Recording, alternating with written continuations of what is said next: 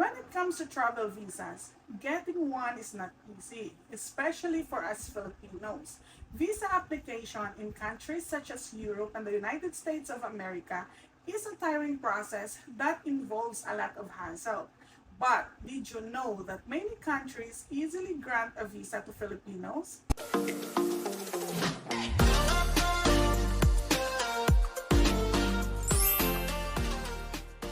Hello guys! It's me, Lady Sarcy. Welcome back to my channel. Walang personalan, boring lang. Today's video is about 5 countries with easy visa access for Filipinos. To some countries, you really need to get a visa before arrival.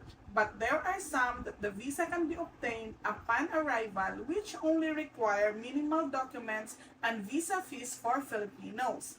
So, I suggest, before going straight to the US Embassy or Schengen Consulate, try to get visa first from other countries with easy visa access to show proof of travel history. In that case, you can also demonstrate proof of returning to home country, which can be very relevant in applying for US tourist visa. So, top 5 countries that have surprisingly easy visa application for Filipinos. Number 1 on the list, Japan. Guys, Japan was not in my bucket list of the countries that I wish to visit because I thought I cannot afford it, plus the hassle of getting a visa.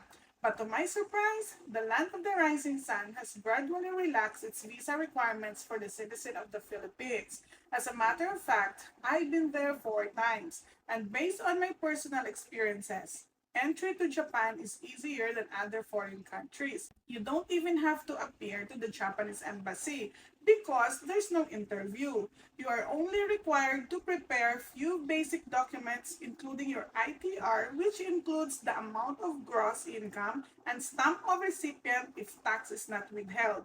Another one is the bank certificate. Now let me remind you that unlike before, that simple bank cert is just okay. But now, you must include the average daily balance.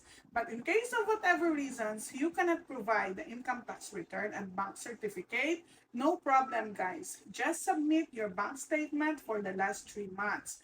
Okay, so now, for the proof that you will return to your home country after your trip, you need to submit certificate of employment.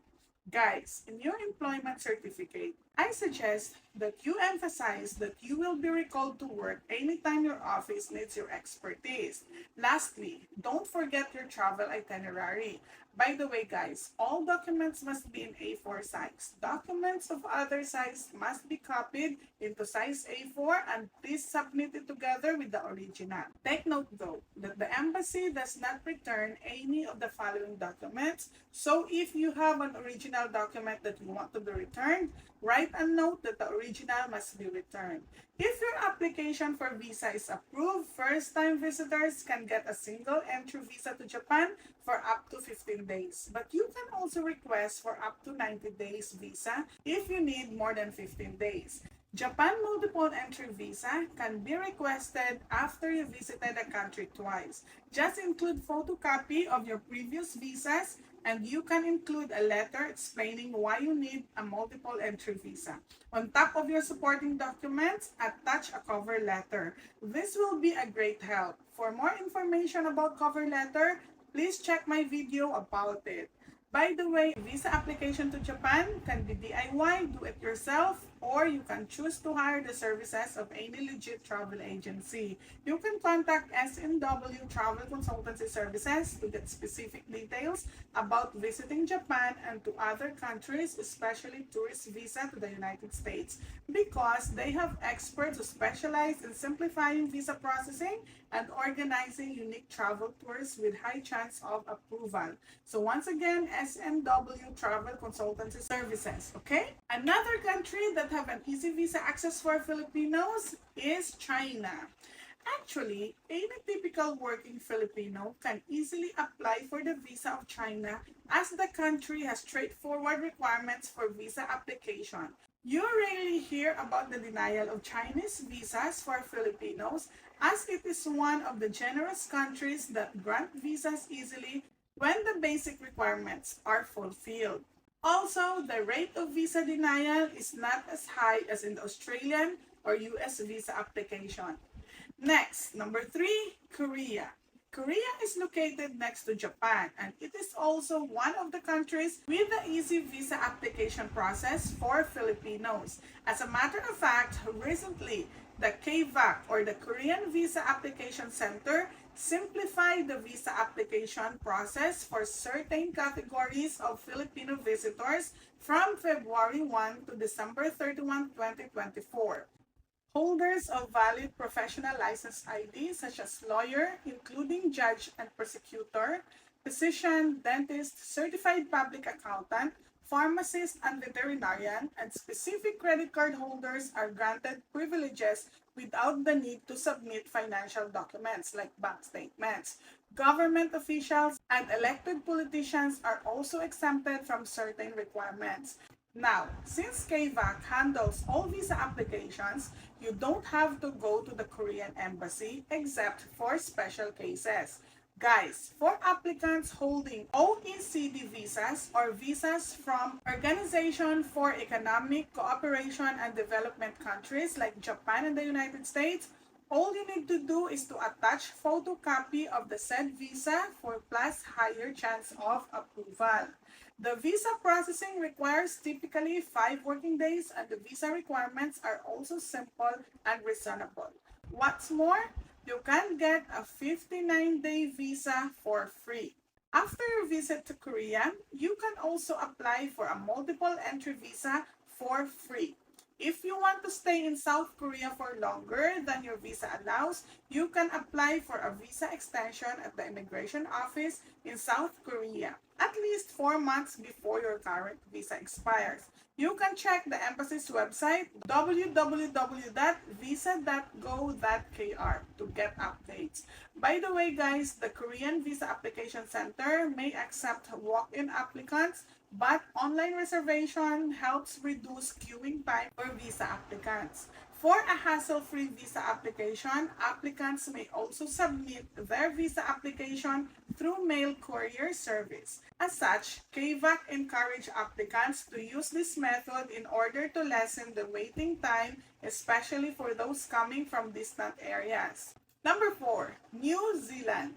A visa application for New Zealand is relatively easier as compared to other non-Asian countries. A general visitor visa allows you to stay in New Zealand as visitor or tourist for a limited amount of time to go sightseeing or to visit family, friends, or relatives. You can get a visa up to 59 days. And if you are planning to stay in less than 60 days, then you are exempt from paying the application fee.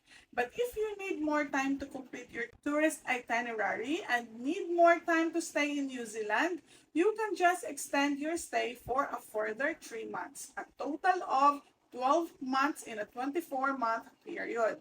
To be eligible for this extension, you must be self-sufficient, meaning you are financially supporting yourself. You have not worked, not studied, and not been sponsored during your stay. However, if you have spent a total of 12 months in New Zealand as a visitor, wherein you extended to 3 more months after you reach the 9-month limit, you will have to remain outside New Zealand for 12 months before applying for another visitor visa. The requirements may vary depending on the type of visitor visa you are applying for. Generally, you will need to provide your passport, proof of funds, travel itinerary, and evidence of your ties to your home country. Interview is not mandatory, but in certain cases, applicants may be required. However, most applications are evaluated based on the submitted documents. The average processing time for a New Zealand visitor visa application is 11 business days. To ensure enough processing time, it is advisable to submit your application 2 months prior to your travel date. The last but not the least is the country of Mr. Putin, Russia. You may think that it is difficult to obtain a travel visa for Russia because it is part of both European and Asian continents. But no, no, no. The visa application process is easily doable and not complicated at all. You only need to prepare a few documents, pay the visa fee, and wait for at most 2 weeks to obtain the visa. Same in Japan visa application. Most Filipino travelers who wish to travel to Russia do not need to undergo an interview.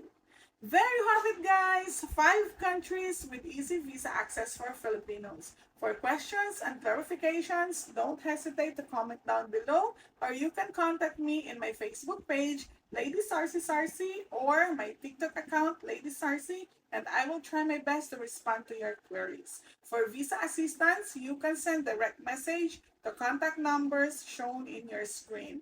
Thank you so much, guys, for watching. Keep safe, everyone. I love you.